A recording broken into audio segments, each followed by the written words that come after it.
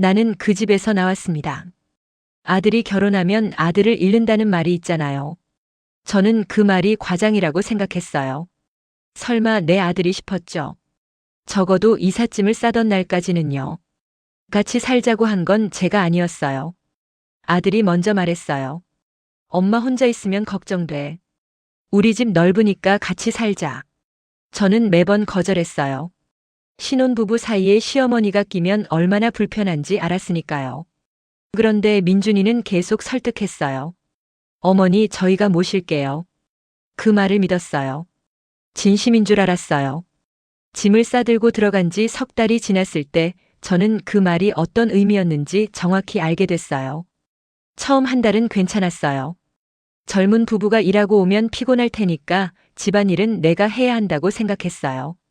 그런데 두 달째가 되면서 조금씩 달라졌어요. 지연이가 퇴근하면서 전화를 했어요. 어머니, 오늘 삼겹살 먹고 싶어요. 준비해 놓으실 수 있어요? 고기를 사고 저녁을 차렸어요. 지연이는 맛있게 먹고 방으로 들어갔어요.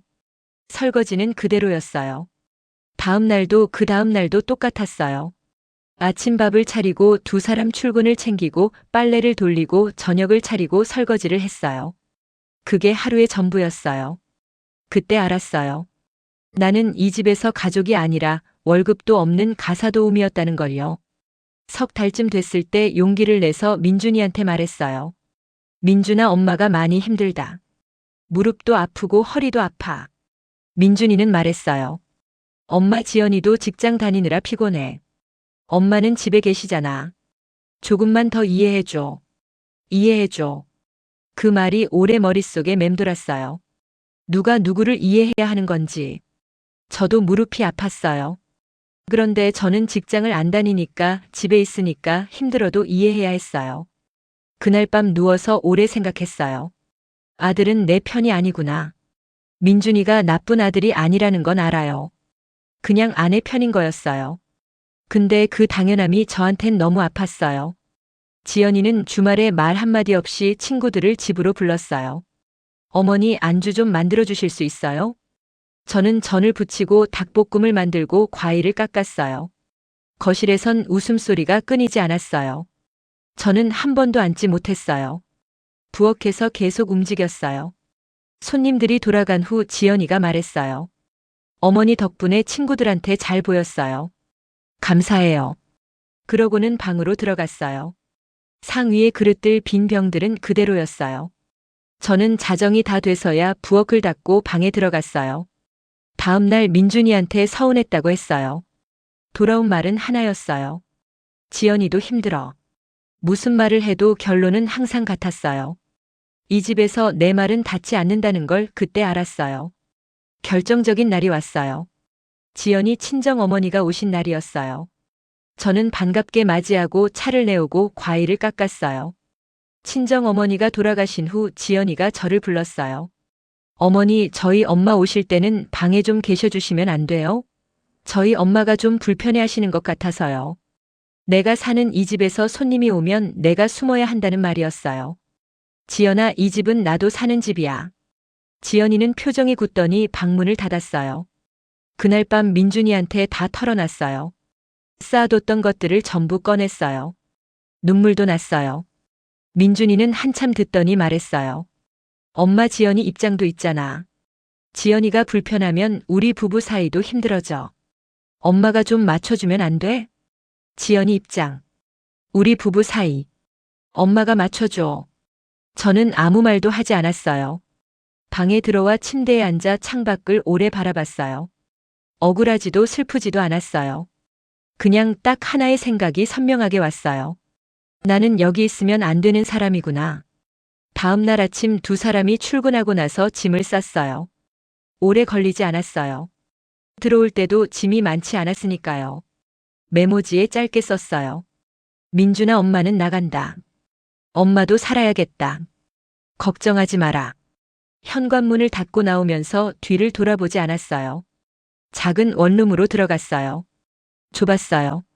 그런데 이상하게 숨이 쉬어졌어요. 처음으로 아침에 일어나서 아무것도 하지 않았어요.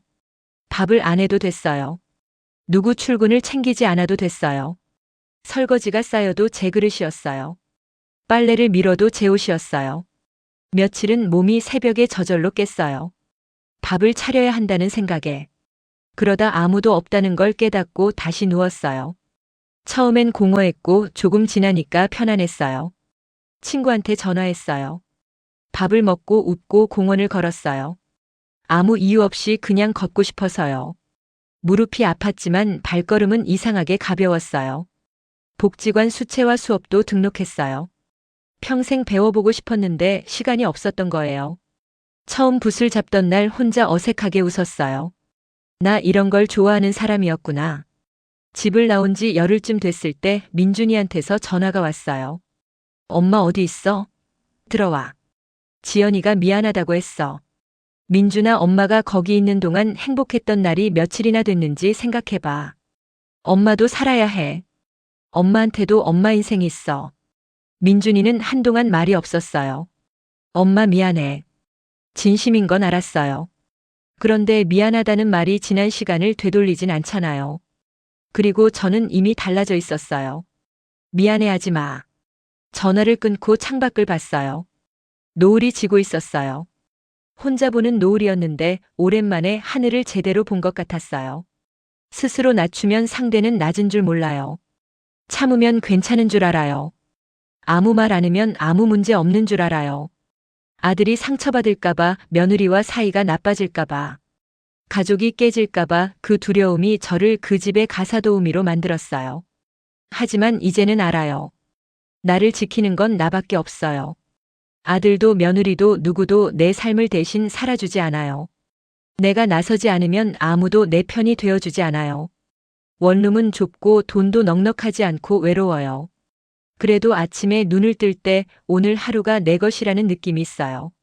그 집에서는 한 번도 느껴본 적 없던 감각이에요. 예순이 넘어서 무슨 새 출발이냐고요. 지금 이 순간이 제 인생에서 가장 나다운 시간이에요. 늦은 게 아니었어요.